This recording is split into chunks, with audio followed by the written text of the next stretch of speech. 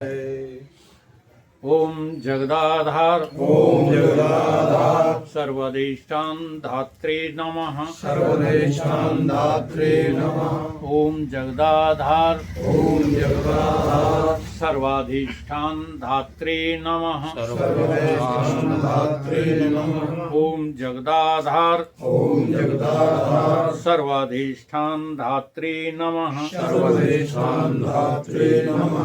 सच्चिदानंद भगवान की जय। सत्य सनातन धर्म की जय। सतगुरुदेव भगवान की जय। योग वशिष्ठ उत्पत्ति प्रकरण सर्ग 7वां सर्ग।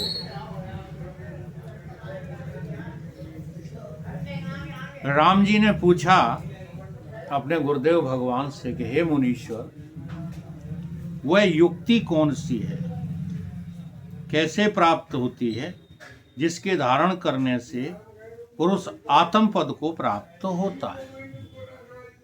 वो युक्ति बताइए जिससे मुझे अपना आत्म पद प्राप्त हो जाए।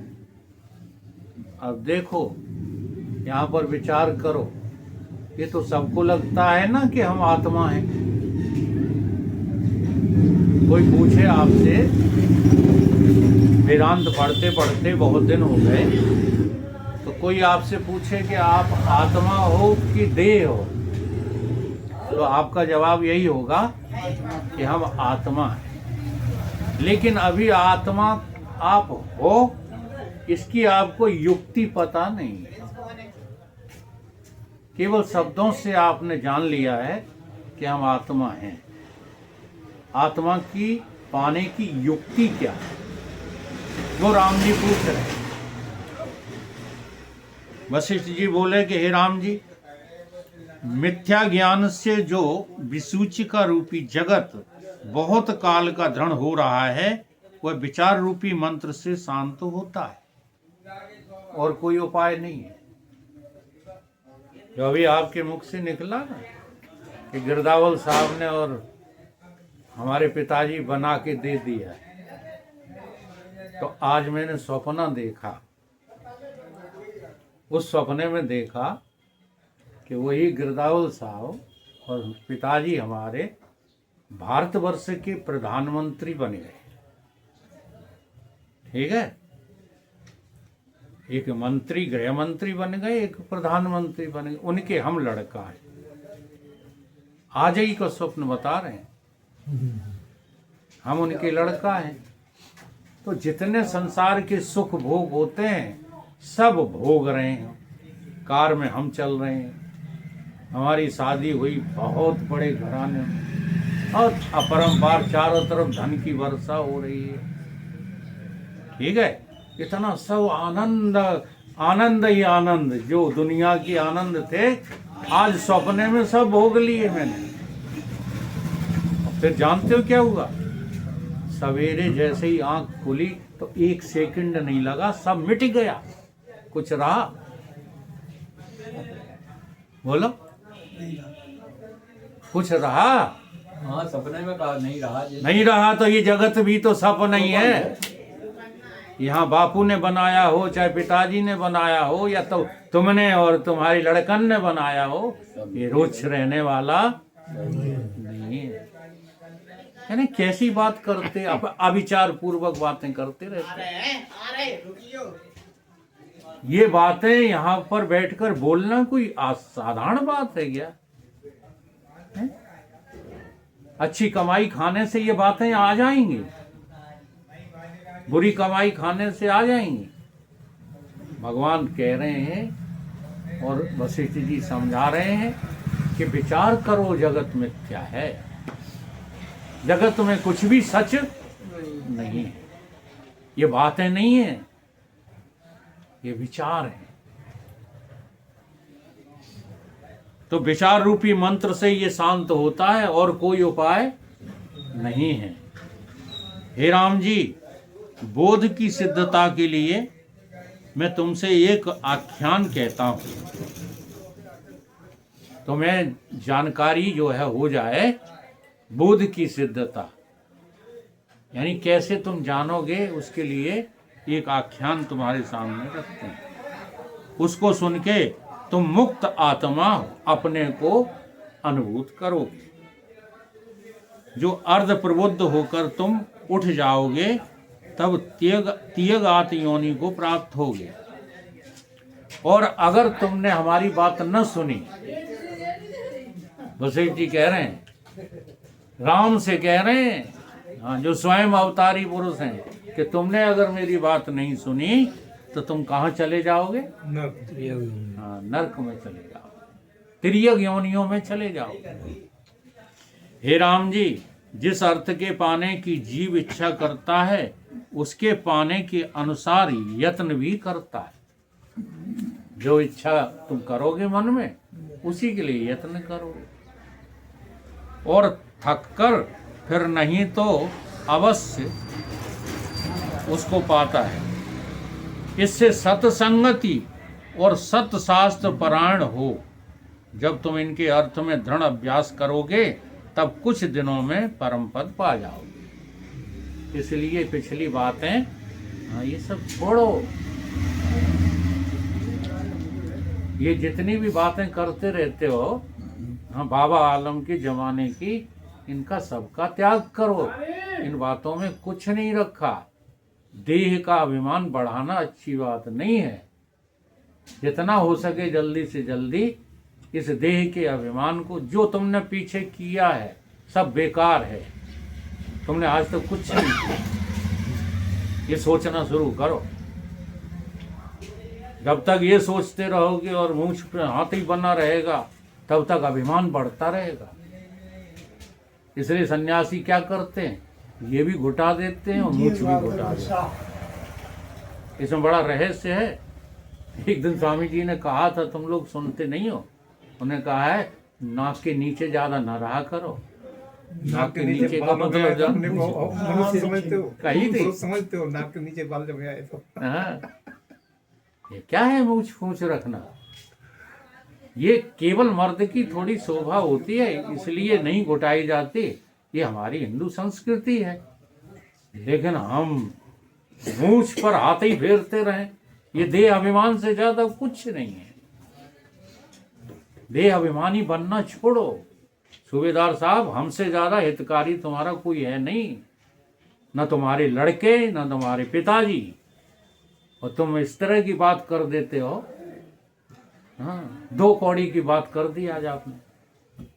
बात कहते समय विचार किया करो। हमारे बाप दादे की संपदा हमें तार देगी क्या?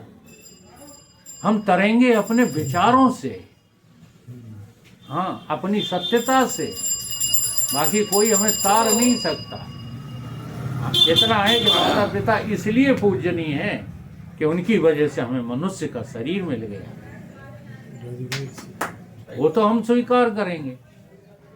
लेकिन तुमको हमें कमा के दे दिया है इसलिए वे महान है, नहीं। कोई कुछ नहीं किसी के लिए करता। मनुष्य को अपना पुरुषार्थ स्वयं करना पड़ता है, और उसको होगा विचार से। तो वो वशिष्ठ जी महाराज कह रहे हैं राम से, विचार करो। अगर विचार नहीं करोगे तो परम पद को प्राप्त नहीं होगा। फिर राम ने पूछा, हे भगवान, आत्मबोध का कारण कौन शास्त्र है और शास्त्रों में श्रेष्ठ कौन है? उसके जानने से शोक न रहे। तब वशिष्ठ जी बोले कि हे राम जी, महाबोध का कारण शास्त्रों में परम शास्त्र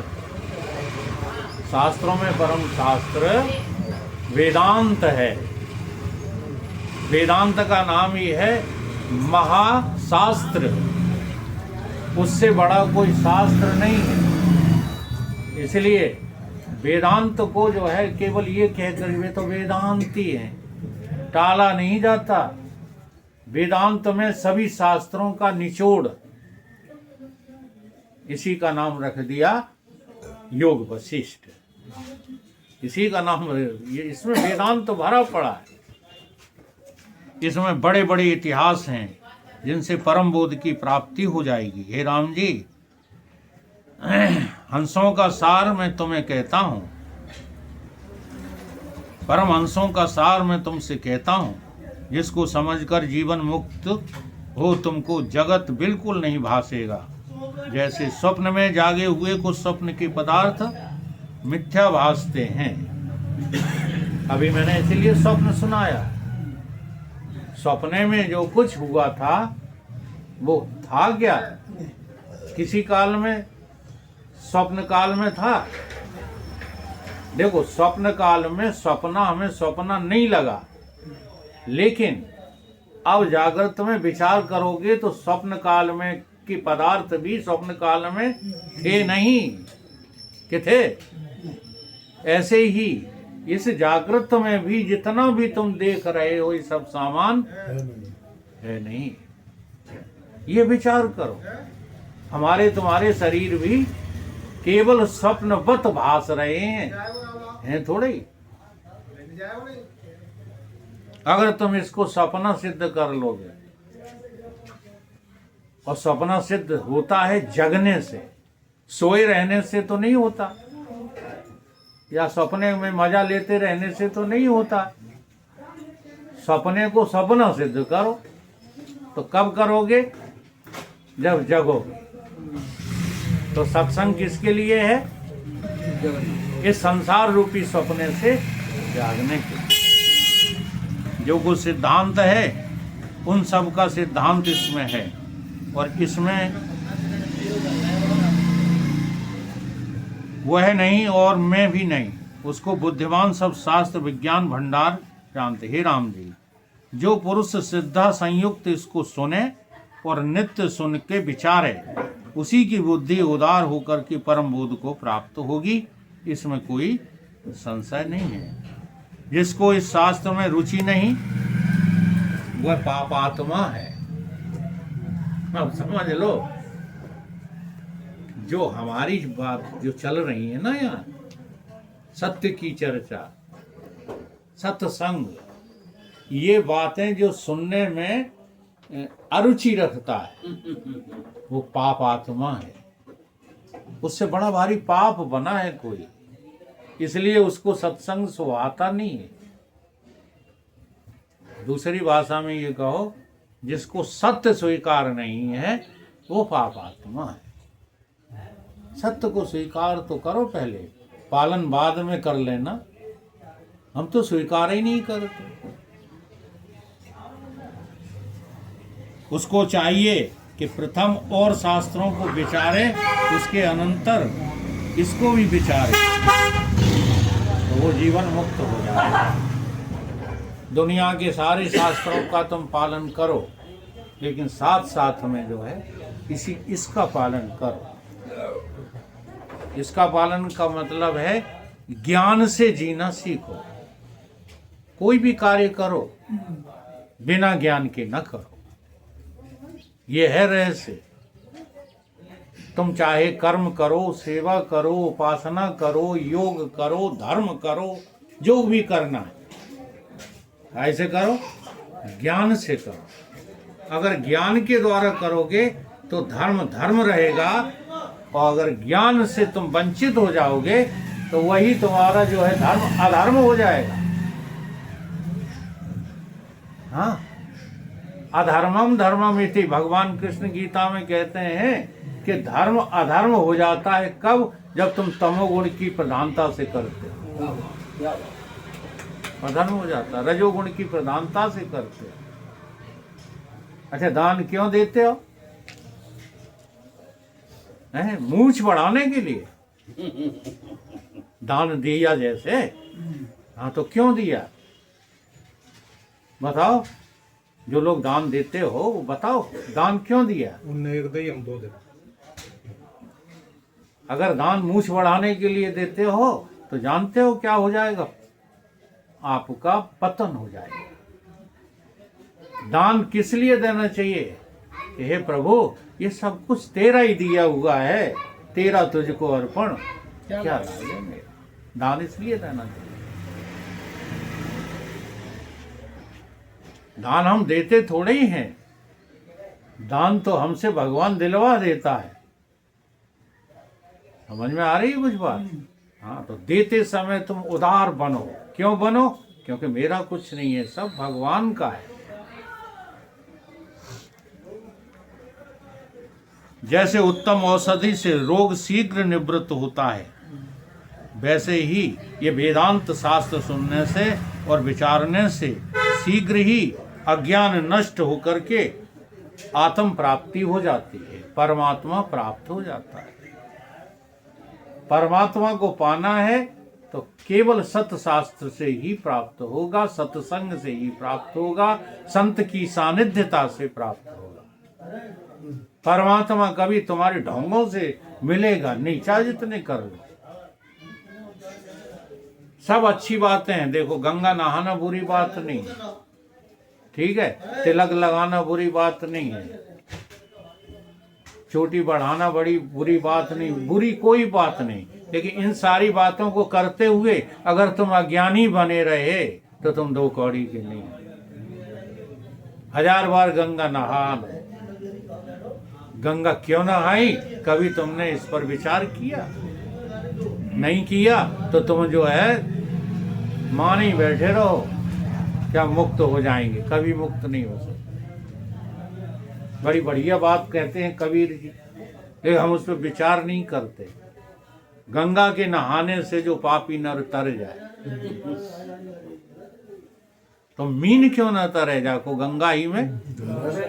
अब वहां क्या कह रहे हैं? वहां कबीर जी खंडन नहीं कर रहे हैं, गंगा नहाने का खंडन नहीं कर रहे हैं। ये कह रहे हैं जब तुम गंगा नहाने गए तो बताओ, पानी में नहाने गए कि किसी दिव्य जो है शक्ति से मिलने गए? ये कह रहे हो। क्योंकि मछली तो उसे पानी के अलावा और कुछ नहीं समझती, इसलिए मछली तो नहीं तरेगी। तरेगा कौन? जिसके हृदय में हरि है। तिलक लगाने से जो पापी नर तर जाए, तो हाथी क्यों न तरेगा? कि लगत सिंदूर है, हाथी तर जाएगा। तुम तिलक क्यों लगाते हो? ये पता होना चाहिए।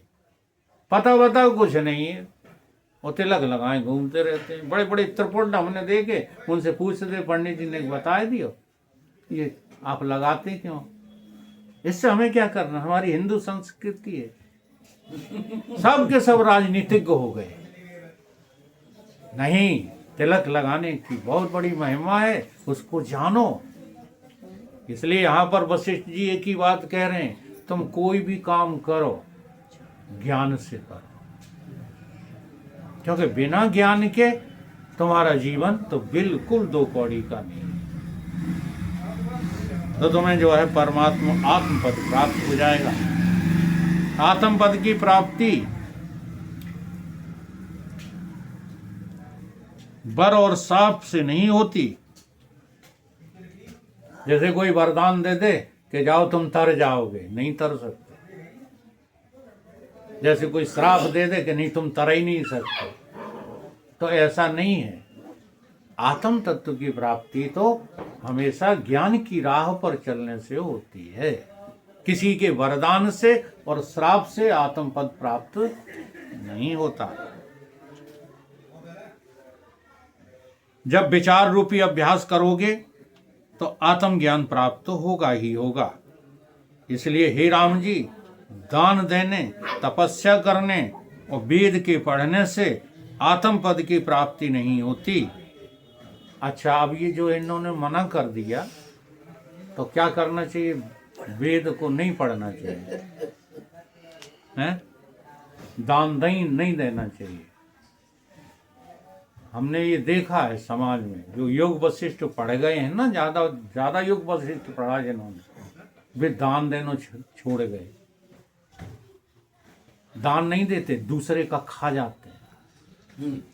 कहते हैं योग वशिष्ठ में लिखा है। तो यहाँ पर देखो बात क्या कही जा रही है। अगर आप दान देंगे, अगर आप तपस्या करेंगे, अगर आप वेद का पाठन करेंगे, तो आप ज्ञान के अधिकारी हो जाएंगे। मुझे ज्ञान का अधिकारी पहले होना है कि पहले ज्ञानी होना है?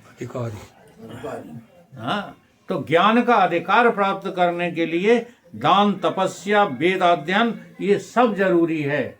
लेकिन ये सब करते रहोगे और ज्ञान में रुचि नहीं होगी तो तुम्हें कभी आत्मपद प्राप्त नहीं होगा। ये बात कही जा रही है। इसलिए ज्ञान की प्राथमिकता जीवन में रखते हुए हमें साधना करनी चाहिए। केवल आत्म विचार से ही आत्म प्राप्ति होती है, बाकी और कृत्यों से आत्म प्राप्ति नहीं होती।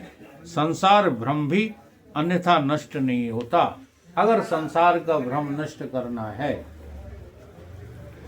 हमें अनेकानेक भ्रम क्यों होते हैं? बता। जैसे रस्सी हमको नहीं दिखी तो हमें क्या दिखा? किसी को सांप दिखा, किसी को जो है भूमि में दरार दिखी, किसी को तेल की धार दिखी। ये सब अलग अलग दिखी। क्यों दिखी? क्योंकि रस्सी नहीं दिखी। समझ में बात आ रही है? तो संसार में अनेक प्रकार के जो भ्रम हुआ करते हैं, अनेक प्रकार के भ्रम हैं। जब यहाँ सत्संग की चर्चा चलती है ना, तो हमारी बुद्धि में जाने कितने भ्रम पैदा होते हैं, लेकिन उन भ्रमों के बारे में हम प्रश्न खड़ा कर नहीं पाते। क्यों नहीं कर पाते हैं? क्योंकि वेदांत पढ़ते पढ़ते हमको ये तो पता लग गया है कि अभी हमने कोई प्रश्न किया भ्रम संबंधी तो हम हाथ से स्पद हो जाएंगे। क्यों? क्योंकि एक है बलवान रावण, जिसका नाम है अज्ञान। आत्मा के अज्ञान से ही संसार जो है तमाम भ्रम पैदा कर देता है। और यहाँ भ्रम ही भ्रम है। इतना बड़ा माया जाल है कि यहाँ कभी भी कुछ भी हो सकता है, कभी भी कुछ भी हो सकता है। दो सिर का आदमी पैदा हो सकता है। हाँ, और तुम कहोगे नहीं ऐसा नहीं, वो मनुष्य नहीं होगा, वो तो कोई और होगा। इसलिए ये संसार भ्रमात्मक पूरा एक ही कारण से है, और वो कारण है आत्मा का अज्ञान। और आत्मा का ज्ञान केवल आत्मा के ज्ञान से ही मिटेगा, और कोई उपाय नहीं है। बोलिए सतगुरुदेव भगवान की